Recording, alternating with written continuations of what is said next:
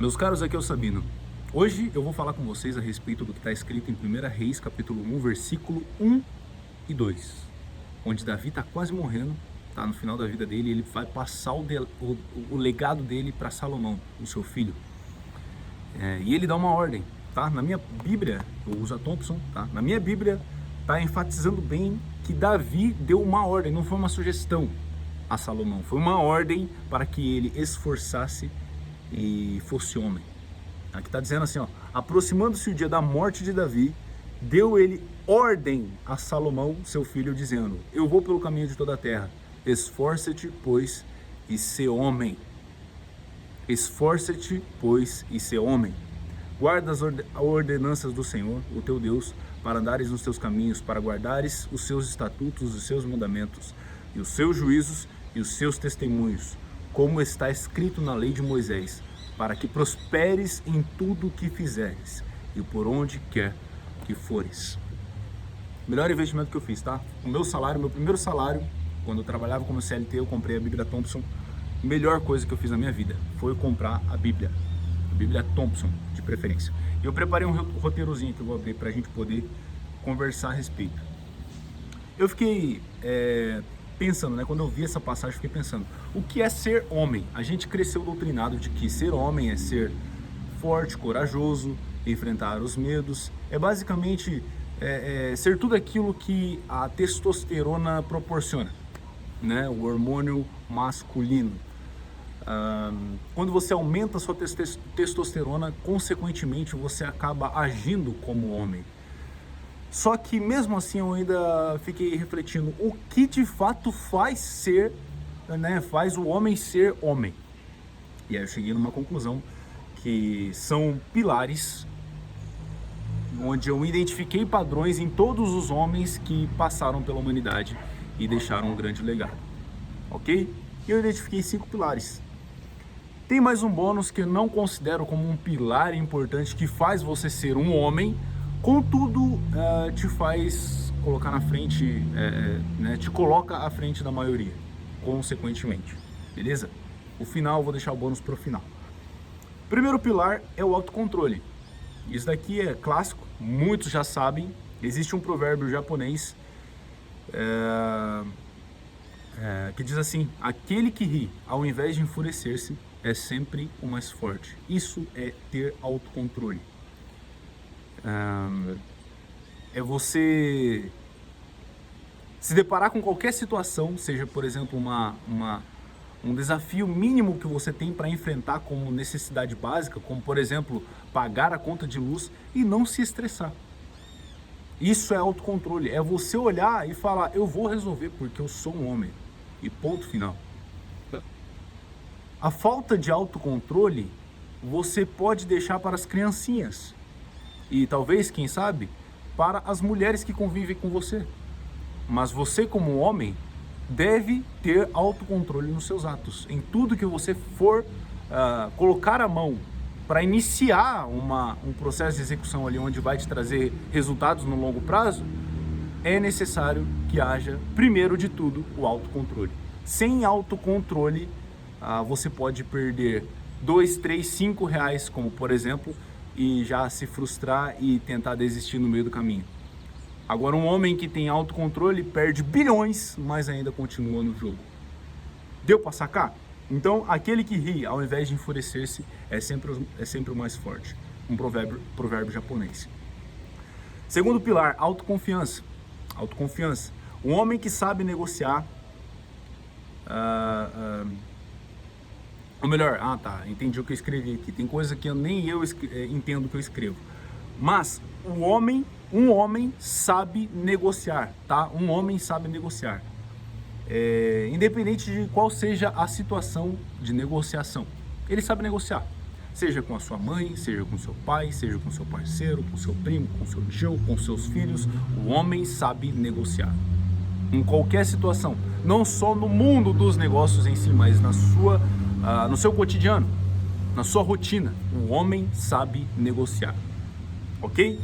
E a autoconfiança, como eu falei no vídeo anterior aqui no meu canal, tá? Onde eu ensino passo a passo para vender, ok? Se você quiser, tá no primeiro link da descrição.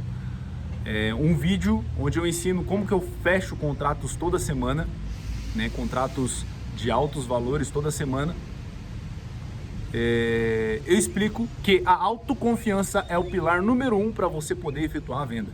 Se você não confia em si mesmo, o cliente jamais vai confiar em você. Então esse é o segundo pilar mais importante para ser um homem, ter autoconfiança. Beleza? Terceiro pilar, autorresponsabilidade, que é basicamente assumir os próprios erros. Como eu comentei, eu acho que foi antes do meu último vídeo, o penúltimo, não sei. Eu sei que eu falo exatamente a respeito da autorresponsabilidade, como por exemplo, um copo caiu na sua frente. O que eu deveria ter feito para evitar que aquele copo caísse? Dessa forma, com o seu próprio feedback, você melhora as suas ações nas próximas vezes, nas próximas oportunidades que você tiver de evitar que tal erro aconteça. Um homem que não tem autorresponsabilidade é um homem confortável, e não tem a coisa mais nojenta nesse mundo do que um homem confortável. Um homem que olha e diz, isso não é problema meu, para situações que na verdade estão impregnadas na sua rotina, como por exemplo, um parente dele tropeça e cai, sei lá, algo bem simples aqui. Se você é homem, vê uma situação dessa na sua frente e não assume a culpa, é claro que você não vai se vitimizar, tá? Que já é um outro pilar, que já é o próximo pilar, que é a humildade. Você não vai se vitimizar, você vai olhar e vai falar, o que eu poderia ter feito para que isso pudesse ter sido evitado, para que isso fosse evitado. Isso é autorresponsabilidade, é assumir a culpa em qualquer situação. Quando você assume a culpa, basicamente você manda uma mensagem para o seu inconsciente de que você também está assumindo o controle da situação, por mais que você não tenha controle total. E também entra numa esfera de estoicismo, onde o que você não tem controle, é bom que você não se preocupe. E de fato, se você não tem controle sobre as nuvens que estão voando no céu, cara, por que você vai ficar colocando os seus olhos a todo momento, torcendo para que elas mudem de forma? Sacou? Você não tem controle sobre aquilo, então deixe elas mudarem de forma do jeito que elas estiverem e aprecie a obra de arte. Isso não é sobre nuvens, tá? Outro provérbio, que na verdade esse já é um provérbio de Salomão, ele diz o seguinte: não tens com o que pagar, por que tirariam debaixo de ti a tua cama? Isso significa o quê? Se você está preocupado em alguma dívida, né, que você fez e você não tem dinheiro para pagar, cara, autorresponsabilidade você já tem. Você vai pagar porque você é homem, ponto. Mas agora, ficar se preocupando, se remoendo, não vai agregar em nada. Então, é claro que também você não vai deitar e dormir e se relaxar, cruzar os braços e aceitar o pouco de sono que vier nos seus olhos, porque também Provérbios de Salomão fala mais sobre preguiça do que qualquer outra coisa. Ele fala, cruze os braços, né? Um pouco de sono, um pouco para dormir, e a pobreza virá para ti como um homem armado, como um ladrão, né? Como um homem armado. Então não é para você se relaxar, use isso, é como que, não, esqueci o nome do filósofo que falou agora, mas a pressão é um privilégio. A pressão é um privilégio. Você está sendo pressionado por algumas questões que você assumiu a culpa, como por exemplo uma dívida, você assumiu uma dívida ou algo do tipo, não tens com o que pagar porque tirariam debaixo de ti a tua cama. Contudo, levante, não seja preguiçoso e haja como uma formiga e vá trabalhar. Assim, consequentemente, você vai pagar essa dívida. Beleza? Assumir os próprios erros, é claro, não faça dívidas exorbitantes, como que fala? Não sei se fala, não sei se exorbitantes, tanto faz. De qualquer forma, não faça dívidas que você não tem, assim, tipo, é igual uma frase que eu sempre falo também, prometer sem ter controle total é como atirar o vento esperando que ele acerte por você. Essa frase eu coloquei no meu livro, que eu vou lançar logo, o Líder em 365 dias. São 365 capítulos para você meditar todo santo dia, onde no final das contas você se tornará um líder. Ah, mas Vitor, você é o líder? Sim, eu sou o líder. Essa é a minha singularidade. Se você não entende isso, me desculpa.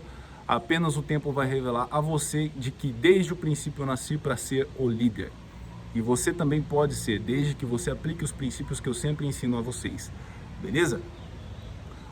Autorresponsabilidade, onde eu estava falando a respeito de assumir uma dívida. Quando você assume uma dívida, é basicamente você está prometendo a si mesmo, e não só a si mesmo, mas também ao banco e também às pessoas pelo qual você está emprestando dinheiro, de que você vai pagar, só que você está prometendo sem ter controle total da situação. Você só promete quando você tem controle total da situação. E quando você promete sem ter controle total da situação, é como atirar ao vento esperando que ele acerte por você. Qual a chance, qual a probabilidade do vento acertar por você, meu caro? Talvez 1%? Você tem que ter muita sorte. E se você tiver muita sorte, assista o meu podcast que está no segundo link da descrição. Tem que ter muita sorte, onde eu falo a respeito da sorte. Não necessariamente as coisas acontecendo para você de maneira drástica, uma atrás da outra, consequências atrás de consequências, situações difíceis atrás de situações difíceis, se é sinônimo de azar. Ouça esse podcast, esse episódio do podcast Ascensão Arcanos, que você vai entender. Vamos para o quarto pilar, humildade, onde eu comento sobre humildade, né, que eu comentei aqui nesse vídeo. Ser humilde é pensar menos em si mesmo e não se menosprezar. Não significa você abaixar a sua autoestima.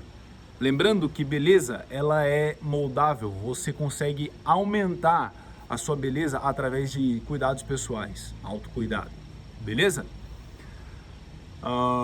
Humildade não significa você andar com roupas, com panos de saco, andar nos trapos.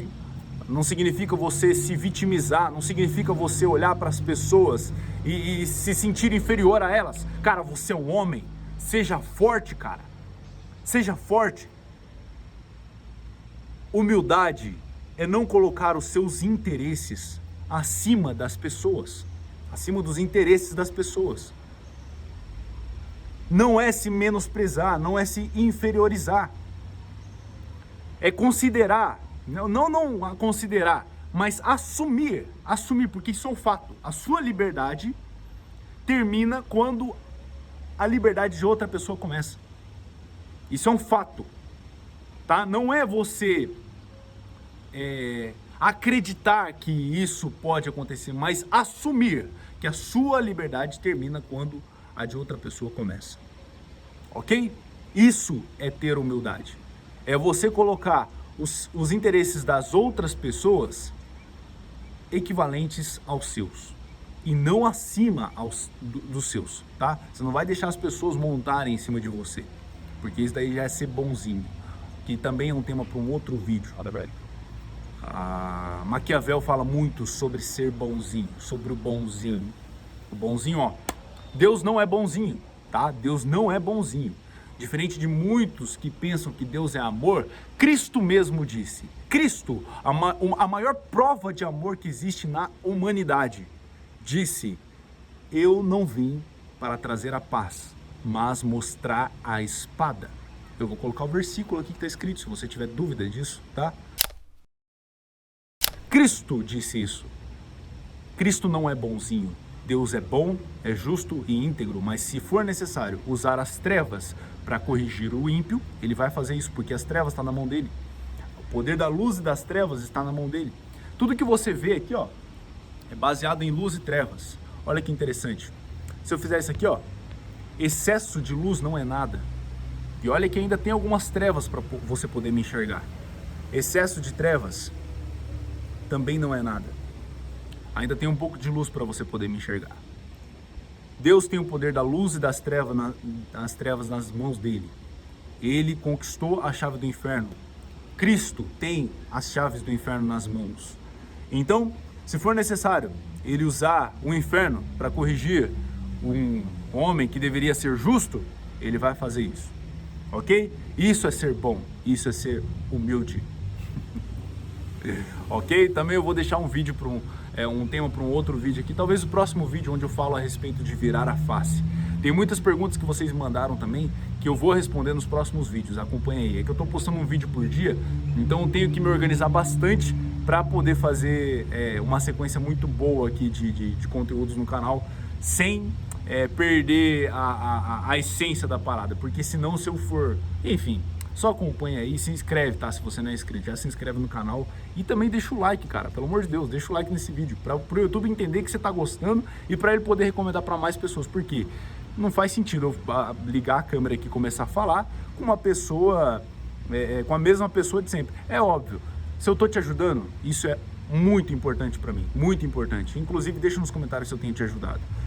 Mas não faz sentido eu espalhar minha mensagem se talvez 10, 20 pessoas não estão ouvindo. É bom que o YouTube recomende essa mensagem, espalhe essa mensagem para mais pessoas, para que mais jovens, moleques que estão sendo bombardeados pela doutrinação do algoritmo das redes sociais, se tornem homens, ok? Então, isso é ser humilde, isso é ser humilde, é você ter discernimento para poder manusear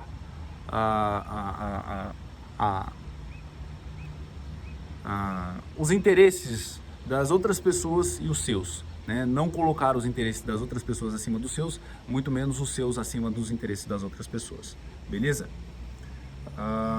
Quinto pilar aqui e último, antes de falar a respeito do bônus, autodidatismo. Não sei se é assim que fala, mas de qualquer forma o termo aqui já se diz por si mesmo, né? O que é ser autodidata, cara? Autodidata é ter respostas sem dependência. Você não depende de ninguém para ter as respostas. Tudo bem? Isso é ser autodidata. Ser autodidata é ter o comportamento de um semideus. É ter o comportamento de um semideus. Como assim, comportamento de um semideus? Deus, ele criou tudo. Ele criou o universo, ele criou todas as coisas. Ele foi um cara. Ele é autodidata. Ele não precisou que ninguém o ensinasse. E se nós somos imagem e semelhança a Deus, nós precisamos agir como um semideus. É ser autodidata. Ser autodidata. Usar nossa criatividade ao nosso favor. Como Einstein fez, Leonardo da Vinci, Abraham Lincoln. Isso é ser autodidata. Ok? Quando você é autodidata e não depende de outras pessoas para poder aprender, ninguém te para. Você se torna um homem e conquista a força que um homem deve ter. Ok? Que é agir por conta própria, sem depender de outras pessoas. É claro que quando existem amigos mais chegados do que irmãos, onde eles impulsionam o seu crescimento, é ótimo. Isso colabora para o crescimento e desenvolvimento do homem. Mas muitas das vezes você vai estar sozinho. Você vai ter que resolver situações e questões sozinho. Tá? E isso vai forçar você a ser um homem autodidata, que é o que te vai colocar na frente de muitas pessoas, na frente da maioria. E não só isso, na frente de si mesmo, do passado. O seu eu do passado vai olhar para você e vai falar como você evoluiu. Mas quando você depende de um professor para ficar te ensinando, como Albert Einstein mesmo disse, não existe professor mais forte do que sua própria força de vontade. Professor melhor do que sua própria força de vontade. Albert Einstein aprendeu violino sozinho. Ok? Ele aprendeu violino sozinho. Se Albert Einstein não fosse autodidata, ele não seria o maior físico da humanidade, ou pelo menos considerado o maior físico da humanidade. Porque os seus ensinamentos surgiram através da sua própria criatividade. Ele agiu como um semideus para poder cocriar todas as informações, aqueles manuscritos dele, aqueles cálculos que ele fazia. Ele precisou agir como um semideus para usar a criatividade dele para conseguir cocriar todas as conclusões que ele chegou a respeito das suas teorias. Então, o autodidatismo é a habilidade de se tornar um semideus, ok? Quando você tem o autodidatismo, quando você é uma pessoa autodidata, um cara autodidata, você se torna um homem. E aqui o bônus que eu comentei para vocês: tenha um vocabulário que te proteja. Como eu faço para ter um vocabulário que me proteja, Vitor? Leia mais livros. Leia mais livros. Esse é o bônus que eu queria passar para vocês. Ah, mas Vitor, eu não gosto de ler livros. Eu não me sinto bem, eu não me sinto confortável. Cara, é porque você não encontrou o livro que te agrada. O livro que combinou com você desde o dia em que você nasceu. O livro que foi construído especialmente para você e principalmente para o momento que você está vivendo. Você não odeia livros, você na verdade odeia as atitudes que os professores da escola pública, que muito provavelmente, se você está assistindo a esse ponto e odeia livros, você talvez tenha estudado em escola pública, e se provavelmente tenha estudado em escola particular também, os professores fizeram a mesma coisa com você. Obrigaram você a ler um contexto, sei lá, qualquer livrinho infantil que não colaborava para o seu crescimento nem para o seu desenvolvimento, mas sim apenas para você poder obter alguma nota escolar e algum reconhecimento dos professores e principalmente dos seus pais. Você odeia esse contexto no geral e não o fato de ler livros, tá? Existem bilhões e bilhões de livros no mundo. Você acha que um deles não foi escrito especialmente para você?